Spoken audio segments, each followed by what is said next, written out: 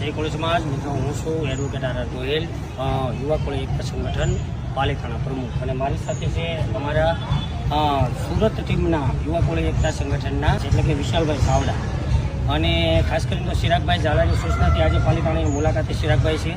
ત્યારે એમને ખબર પડી કે કોઈ નાનો મોટો પરિવારનો કોઈ પ્રશ્ન હોય ને એમાં પરિવાર ઉપર અરજીઓ જ્યારે પોલીસ સ્ટેશનમાં થતી હોય અને એવો નાનો પ્રશ્ન હોય ત્યારે બંને પાલટીને સમજાવી અને સમાધાન કરી અને ફરિયાદ વિશાલભાઈ આપણે પરત લેવડાવી છે. કારણ કે પરિવાર એક છે, નાની મેટરમાં પોલીસ સ્ટેશન સુધી આવવું એ વાજબી નથી. કોળી સમાજ આમાં જ ધોવાતો થાય છે. વિશાલભાઈ, ખરેખર રાઘવભાઈનું કામ ખૂબ સરસ છે.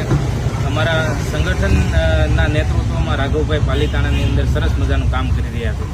સમાજના નાના મોટા પ્રશ્નો હોય તો એમને કઈ રીતે નિરાકરણ કરવું, કઈ રીતે સમાજ ખાડામાં ન ઉતરે એનું ધ્યાન રાખી અને રાઘવભાઈ પાયાના કાર્યકર્તા ખૂબ જ સરસ મજાનું કામ પાલિતાણાની અંદર કરે છે. રાઘવભાઈને અભિનંદન અને લાખ લાખ અભિનંદન. આજે મેં જોયું, નરી આંખે જોયું, પોલીસ સ્ટેશને રૂબરૂ આવીને જોયું. રાઘવભાઈ સવારે ઉઠે ત્યાંથી સાંજે સૂવે ત્યાં સુધી માત્ર ને માત્ર સમાજના નાના પ્રશ્નોને વાચા આપતા દેખાય છે.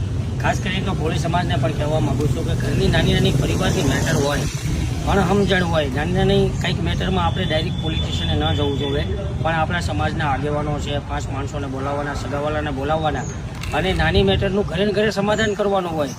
અવળી મેટરમાં પરિવાર વિરુદ્ધ ફરિયાદ કરવા પોલીસ સ્ટેશન આવવું એ વાજબી નથી.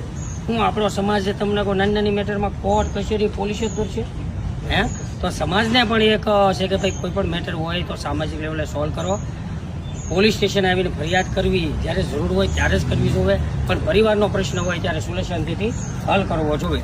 આવું સમાજને પણ એક મેસેજ આપવા માંગુ છું. જય કોળી સમાજ.